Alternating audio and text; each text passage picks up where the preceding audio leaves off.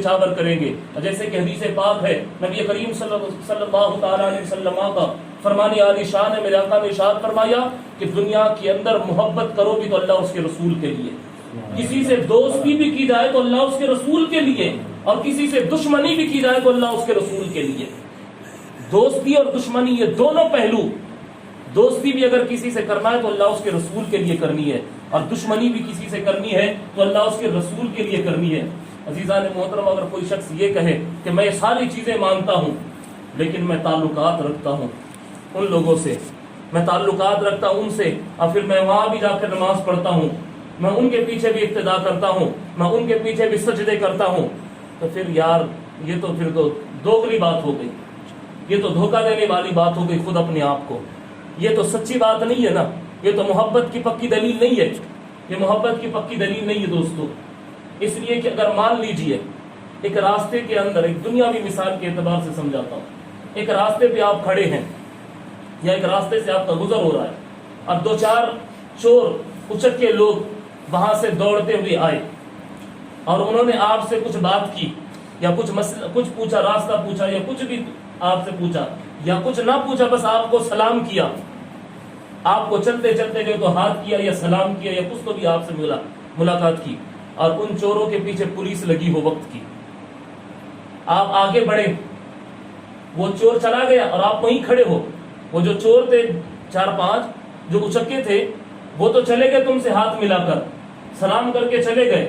تم چور نہیں ہو, تم ان کے ساتھ نہیں ہو, تم ان کے ساتھ بھاگیدار نہیں تھے چوری میں, تم نے کوئی گناہ نہیں کیا, تم مجرم نہیں ہو, لیکن پولیس نے تمہیں دیکھا ان سے ہاتھ ملاتے ہوئے, پولیس نے تمہیں دیکھا ان سے ان کا سلام کا جواب دیتے ہوئے, پولیس نے تمہیں دیکھا ان سے ملتے جلتے ہوئے.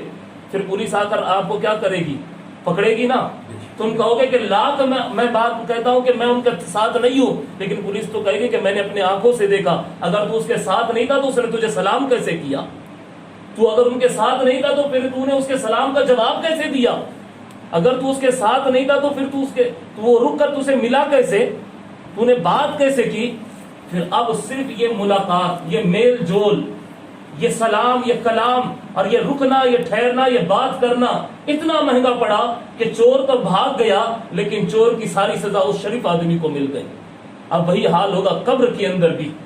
اب فرشتے کہیں گے کہ اگر جب تو اللہ کے رسول سے محبت کرتا تھا تو پھر دشمن رسول سے بات کیسے کرتا تھا, پھر دشمن رسول سے رشتہ کیسے رکھتا تھا, پھر دشمن رسول سے محبت کیسی کرتا تھا, پھر دشمن رسول سے سلام کیسا کرتا تھا, پھر اس کے پیچھے جا کے نماز کیسے پڑھتا تھا. جب اس کے دل میں اللہ اور اللہ کا رسول نہیں ہے تو پھر اس کی نمازیں کہاں سے قبول ہیں, اس کے سجدے کہاں سے قبول ہیں, اور تو اس کی جا کے ابتدا کیسے کرتا تھا؟ تو عزیزان محترم, اس کا جواب ہمیں پھر دینا ہوگا. پھر ہم تو چاہے ہم لاکھ اپنے ایمان کے اندر کتنے مضبوط کیوں نہ ہو جائے, کتنے مضبوط کیوں نہ ہو جائے, اگر صحبت صحیح نہیں ہے, شیخ سعدی علیہ رحمہ کا قول ہے یا پھر فارسی کے کسی بڑے عالم کا قول مبارک ہے, وہ فرماتے ہیں کہ صحبت سہلے پورا سہلے کند, صحبت تالے پورا تالے کند. اچھے کی صحبت تجھے اچھا بناتی ہے اور برے کی صحبت تجھے برا کر دیتی ہے. شرابی کی صحبت میں رہ کر کوئی آدمی نمازی نہیں بن سکتا ہے, اور نمازی کی صحبت میں رہ کر کوئی آدمی شرابی نہیں بن سکتا ہے. اگر ہمیں اور آپ کو چاہیے کہ ہمیں ایمان اپنا عقیدہ جاتے وقت ساتھ لے جائے تو ساری زندگی دنیا میں ایمان والے کی صحبت اختیار کرنی ہوگی. ہم کافر اور بددیانتی اور بے ایمان کی صحبت اختیار کریں گے اور سوچیں گے کہ آخری وقت ہمیں کلمہ نصیب ہوگا, تو یہ صرف ہمارا محض دعویٰ ہے, ہمیں کلمہ کبھی نصیب نہیں ہو سکتا ہے.